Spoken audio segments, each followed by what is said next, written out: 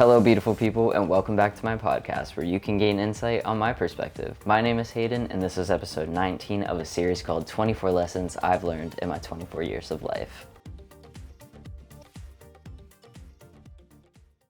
Whenever you ask different people questions, notice how you get multiple responses. And they're not typically the same responses. Why is that?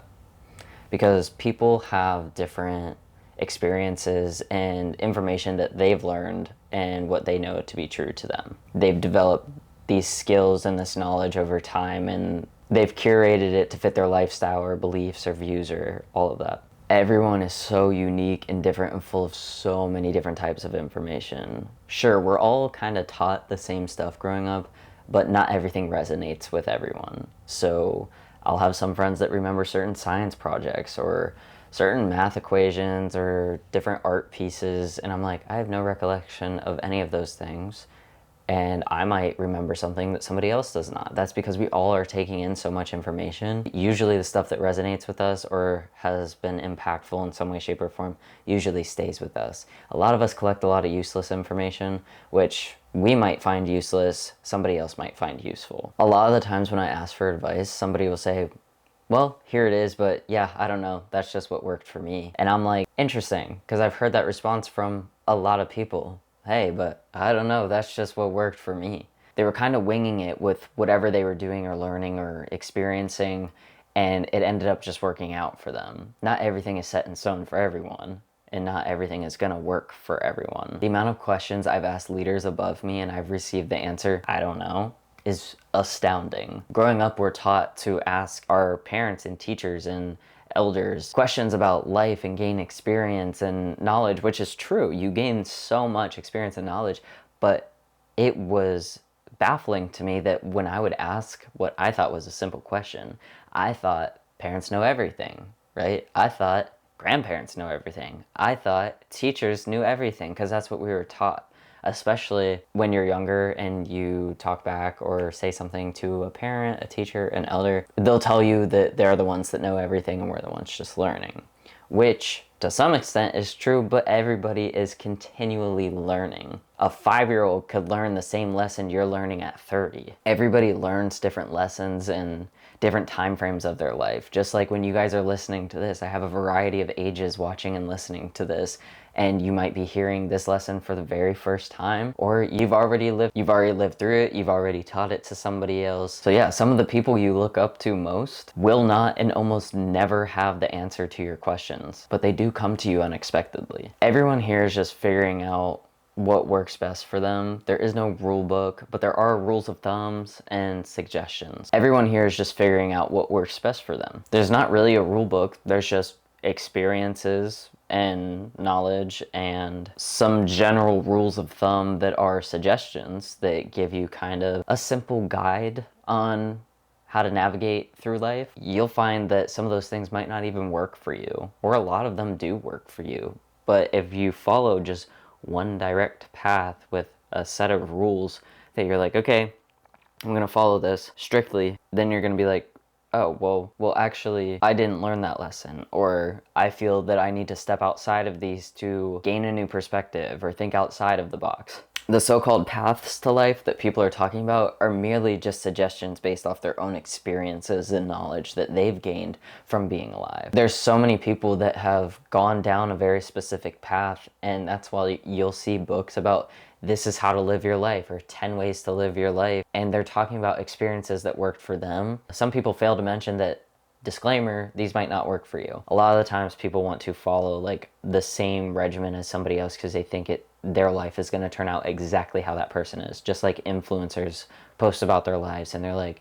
10 ways to do this, 5 ways to look like this, and people follow that thinking that their results are going to turn out exactly how that person is, or they believe that if they wake up at 5 a.m. every day, if they this specific breakfast, if they do this specific workout, that they're gonna turn out exactly how the other person is, which a lot of people don't follow things that closely. They find what works best for them. They'll find like, hey, this food actually doesn't agree with me, or hey, this workout actually doesn't feel good, I'd rather do something else that feels better for me, and switch it up. But like I said, there's a guideline that people talk about following, and it is just like a suggested rule of thumb, if you will. And it's just like the knowledge and skills and experiences I share with you. I don't know what I'm doing here, but I'm figuring it out as I go. Something that's made dealing with all the stresses of life a little bit easier is knowing that nobody knows what they're doing. Everybody's just trying to figure it out. What's been working for me is finding a healthy balance in my life and not focusing solely on one specific aspect of my life. Because when I hyperfixate on something, I drop the importance of everything else that I was working towards. But then if I'm hyperfixated on one thing, I get burnt out, or I start getting drained and I feel the need to recharge all the time.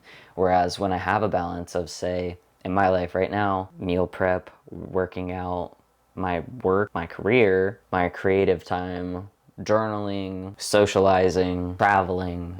There's a really good balance in my life. And when I'm focused on everything going on in the present, I feel calm. Shocker, because when you're living in the future, you feel overwhelmed. When you're living in the past, you get kind of sad and stuck. So when you live in the present, everything seems to be flowing. Living in the present brings that calmness. At least that's what I've found for me. And most people I've talked to find being in the present calming. Unless you're having obviously a chaotic situation going on, it's probably not going to feel calming. A lot of us learn how to find the calm in the chaos. And when we focus on the present, we can take our time to figure out more about ourselves, more about the people that we spend time with, more about the people we work with. We figure out what we want to do in life, what we want to change. When we're calm and in the present and focused, and we're not worried about something that's going to happen later in the day or something that happened yesterday, you can fully see the areas in your life being highlighted that need attention. Ultimately, it's important for me, at least, to always be growing and learning and experiencing and building connections, grounding myself, disconnecting from the chaos and the mundane repetition of life. Focusing on the present moment helps me disconnect from all of that.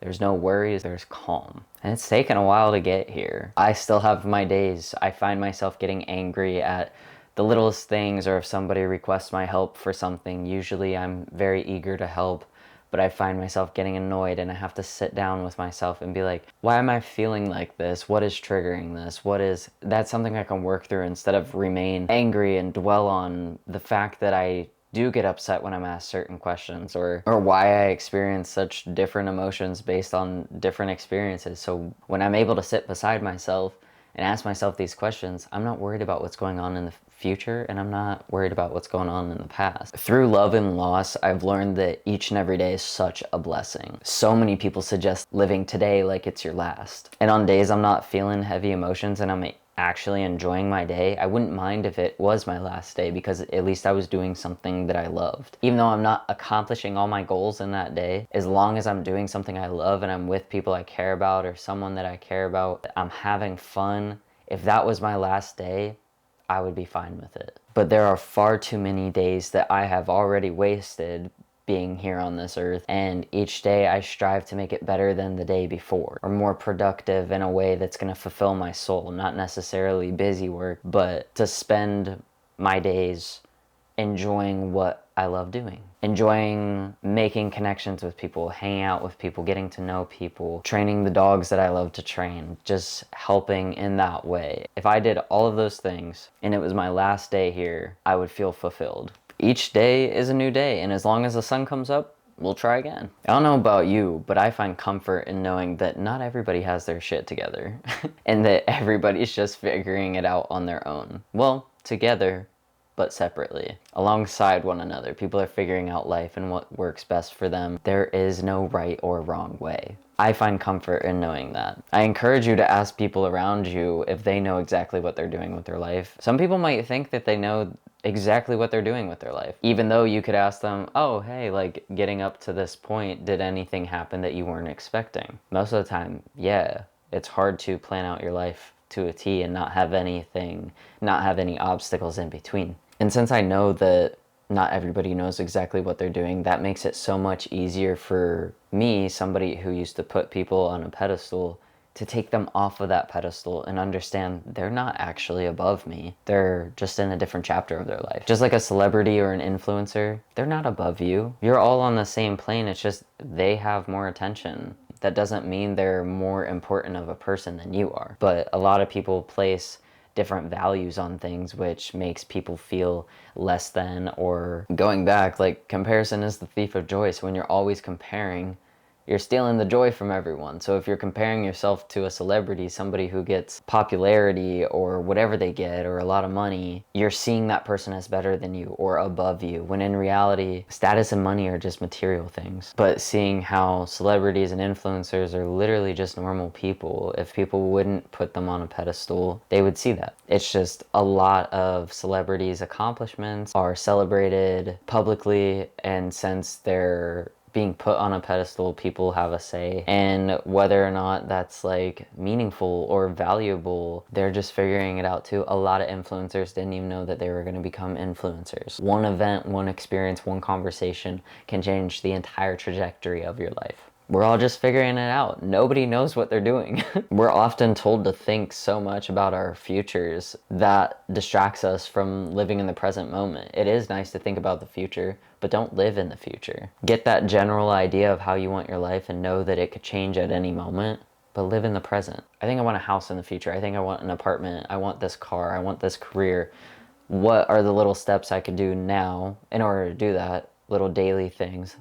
But let me focus on today. Tomorrow's another day, and tomorrow's not promised. So let me focus on today. A lot of us waste our days, like I said. I sure as hell know that I've wasted a lot of my days, either sleeping or doing things that weren't beneficial to my health, wellness, and well-being. It is hard to pull yourself out of a rut and be like, okay, listen, today might be my last day. Would I be satisfied if something happened and I was no longer here today? I bet a lot of you would say no. When's the last time you spent time in this present moment? What do you see? What do you hear? What do you feel? What do you smell? What's around you right now? What's it like where you're sitting or standing? What kind of room are you in, or are you outside? Are there people in the room with you? What are they like? What do they look like? What does it feel like? What colors do you see? Is it light? Is it dark? When's the last time you've gotten in touch with your senses in the present moment? When have you taken the time to slow down your automatic response to analyzing things? Those little practices can help bring you back to the present moment, and when you're actually in the present moment, you realize how calm it is. I did this a lot when I used to have panic attacks, and I've helped people work through panic attacks by doing that simple drill, which is, what do you see? What do you hear? What do you feel? But slowly. Feel the body that you're in. Bring yourself back to the present moment. Because a lot of the times, we're in another part of our brain all day long where, you know, our body's on autopilot a lot of the time, and our mind is on autopilot, but everybody's trying to figure it out on their own and do what works best for them. It's really easy to get overwhelmed these days with the overconsumption of media and information and running on the highs of experiencing certain aspects of life. We tend to forget to find the calm in the chaos. When I started practicing taking steps back and bringing myself back to the present moment, I was like, wow, I don't know what I'm doing. My family has no idea what they're doing. When it comes down to the root cause of it all, no one really knows what they're doing. They're going based off experiences and knowledge that they've learned from other people and books and whatnot. I hope that you're able to find comfort in knowing that too, because you don't have to be perfect. And as a perfectionist myself, I'm learning that perfectionism doesn't exist, or shouldn't exist, at least in my mind. Fake it till you make it, I guess, because that's what everyone else is doing. So don't be too hard on yourself if you're not exactly where you want to be in your life right now. And know that there's so many people that aren't exactly where they want to be either. And know that there's people that have no idea where they want to be. Know that people don't know what they're doing, but they're figuring it out as they go. And so are you. And you're doing a great job. Keep in mind that today could be your last day, and you wouldn't know it. Live each day doing what you love, spending time around the people you love, experiencing life the way that you love, experiencing your love. Thank you guys so much for tuning into this week's podcast. I hope you guys enjoyed this episode. Please leave a like, comment, rating, review if you feel like it. I will catch you guys in next week's episode. Have a wonderful week.